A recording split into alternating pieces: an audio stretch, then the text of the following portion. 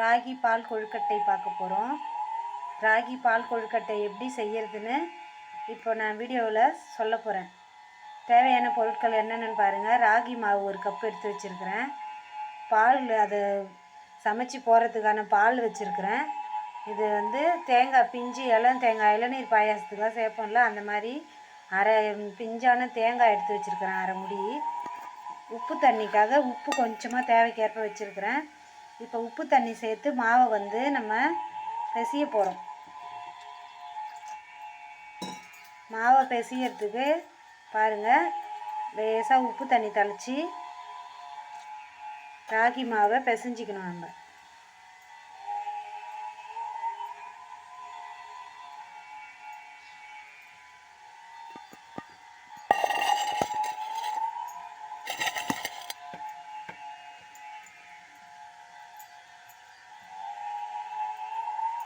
நல்லா கெட்டியாக அந்த இது உருட்டுற அளவுக்கு மாவு பதமாக, முறுக்கு மாவு பதத்துக்கு நம்ம இதை பிசைஞ்சிக்கணும். ராகி மாவு கொஞ்சம் கொஞ்சமாக தண்ணி தெளித்து தான் பிசையணும். மாவு தண்ணியாக போயிடுச்சுன்னா கொழுக்கட்டை மாதிரி பண்ணுறதுக்கு செட் ஆகாது. அதனால் மாவை கெட்டியாக பிசையணும். அதுக்காக தான் கொஞ்சம் கொஞ்சமாக தண்ணி விடுறேன்.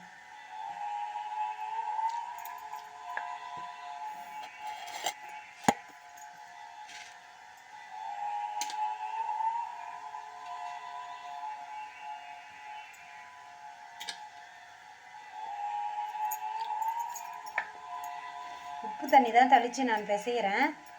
கொஞ்சமாக உப்பு சேர்த்துருக்கணும். நம்ம ரொம்ப சேர்க்கக்கூடாது, ஏன்னா இனிப்பு சேர்க்க போகிறோம் இல்லையா.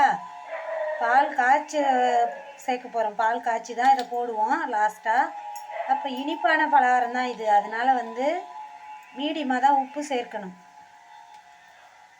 இப்போ முறுக்கு மாவு பதத்துக்கு இந்த மாவு ரெடி ஆகிடுது.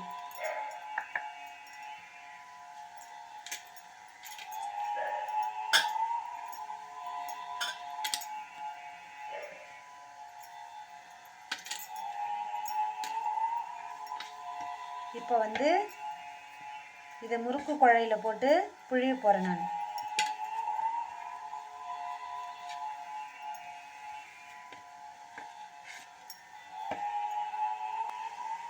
இப்போ பிழிகிறேன் பாருங்கள். நல்லா அழுத்தி கொஞ்சம் முறுக்கு பிசைஞ்சு இது பண்ணுற மாதிரி. நம்ம சுடு தண்ணி ஊற்றிருந்தோம்னா சாஃப்டாக வந்திருக்கும். நீங்கள் சுடு தண்ணி ஊற்றி பிசைங்க.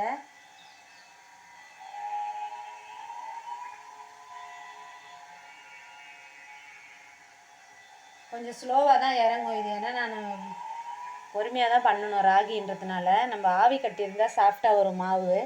இது பச்சை மாவு இல்லையா, அப்படியே முறுக்கு பிழிகிற மாதிரி பிழிஞ்சிட்டு நம்ம ஆவி கட்டணும்.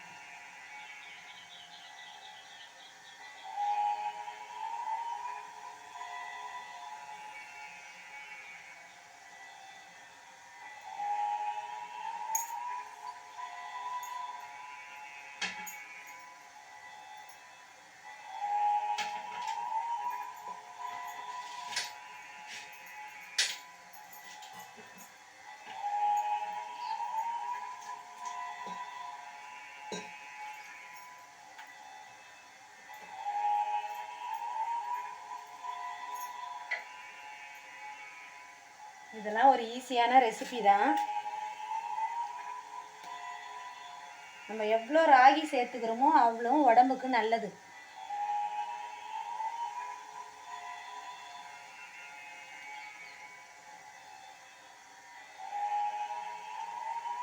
நான் ஸ்லோவாக தான் பிழிஞ்சு விடுறேன். ஏன்னா நம்ம எப்படியா இருந்தாலும் தூள் பண்ணி தான் பாலில் போட போகிறோம். கையில் உருட்டினா லேட் ஆகுன்ட்டு நான் முறுக்குழையில் போட்டு இது பண்ணுறேன். நீங்கள் அழகாக சின்ன சின்னதாக கையில் கூட உருட்டி ஆற போட்டு ஆவி கட்டலாம்.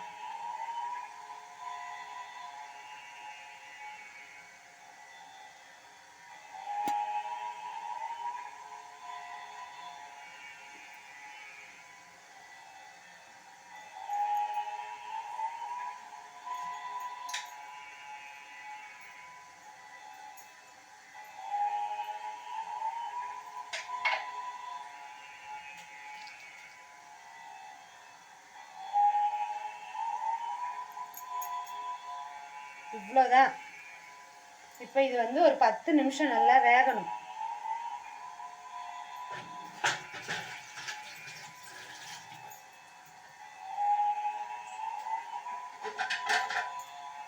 10 நிமிஷம் இது நல்லா வெந்தால் போதும். ஒரு 5 நிமிஷம் ஆவி கட்டினா கூட போதும். 5 நிமிஷம் அதை ஆவி கட்டுறதுங்காட்டியும் நம்ம வந்து பால் காய்ச்சிக்கணும். பால் காய்ச்சிக்கிட்டு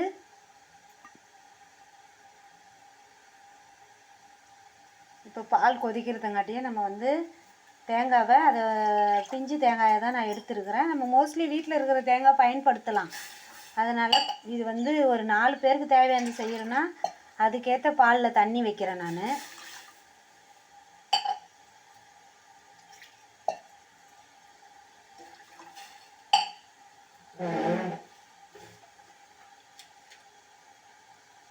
இதில் வந்து ஏலக்காய் தட்டி போடுறேன்.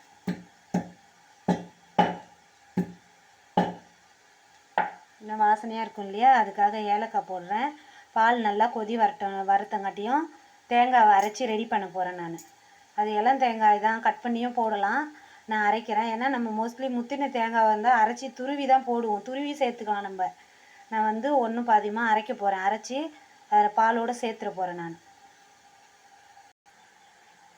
பாருங்கள், 5 நிமிஷம் இது வந்து வெந்துருச்சு. இப்போ வந்து ஸ்டவ் ஆஃப் பண்ணிவிட்டு இட்லி பாத்திரத்தை திறக்கிறேன் நான். பாருங்கள் எவ்வளோ அழகாக வெந்து வந்திருக்கு. இதை வந்து இந்த கொதித்த பாலில் இதை எடுத்து நம்ம சேர்க்க போகிறோம். கொஞ்சம் ஆறட்டுன்னு வெயிட் பண்ணுறேன். பாலில் ஏற்கனவே கொதிக்கும் பொழுது பாருங்கள் ஏலக்காய் போட்டிருக்கேன். வேணும்னா முந்திரிலாம் சேர்க்கலாம். நான் அதெல்லாம் போடல, சிம்பிளாக தான் பண்ணுறேன். சர்க்கரை சேர்க்குறேன் தேவைக்கேற்ப. சேர்த்துட்டு சால்ட்டு அதுலேயும் போட்டிருக்கோம். இதில் வேணும்னா ஒரு துளி ஹைலைட்டாக டேஸ்ட் இருக்கணும்னா நம்ம சால்ட்டு சேர்த்துக்கலாம். இப்போது தேங்காய் வந்து இந்த மாதிரி நான் அரைச்சி தான் சேர்க்குறேன் இதில்.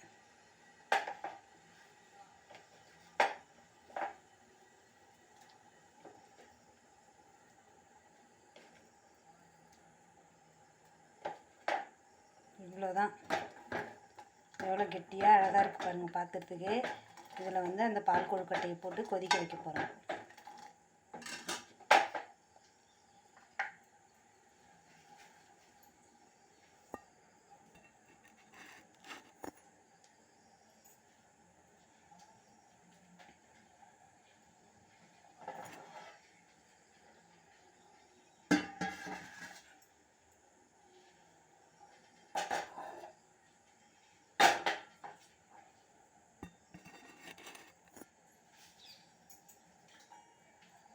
பால் வந்து கொஞ்சம் வீடியோக்காக அடுப்பை மாற்றி வைக்கிறேன்.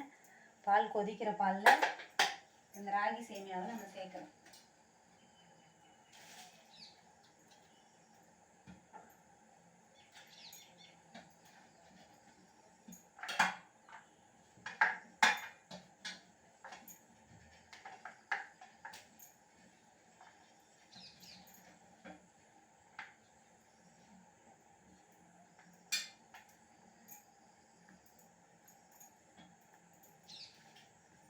இதில் வந்து இந்த பால் கொழுக்கட்டைன்னா இந்த ராகி பால் கொழுக்கட்டையை இதில் சேர்த்து கொஞ்சம் ஒரு கொதி வரட்டுன்னு நம்ம தொழவிக்கிட்டே இருக்கணும். ஏன்னா அப்போ தான் அந்த டேஸ்ட் அதில் மிங்கிள் ஆகும். கொஞ்சம் கரையிற மாதிரி ஒரு 2 நிமிஷம் நல்லா கொதிக்க விடணும். பார்க்குறதுக்கே இவ்வளோ அழகாக இருக்குது பாருங்கள், ஒயிட் அண்ட் ப்ரௌனாக.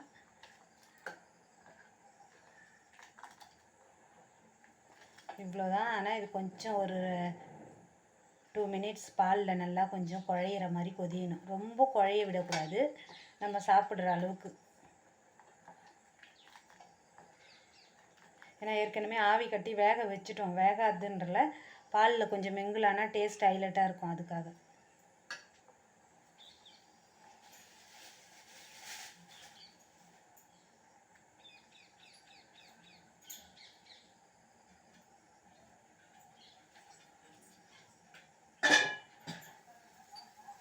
இப்போ ராகி பால் கொழுக்கட்டை ரெடி ஆகிடுச்சு. எவ்வளோ அழகாக ரெடி ஆகிடுச்சு பாருங்கள். பரிமாறுறதுக்கு ரெடி ஆகிடுச்சுப்பா ராகி பால் கொழுக்கட்டை. இது குழந்தைங்களுக்கு ஈவினிங்கில் நம்ம பண்ணி கொடுத்தோம்னா ரொம்ப ஹெல்த்தி. ராகி வந்து டெய்லி உணவில் சேர்த்துக்கோங்க. ராகி சேர்த்துக்கலனா தான் அந்த எலும்பில் வந்து செல்லரிச்ச மாதிரி அந்த நோயெல்லாம் வரும். அதுக்காக இம்யூனிட்டி பவர் அதிகமாக இருக்குது. சிறுதானியத்திலே ராகி தான் பெஸ்ட்டான உணவு.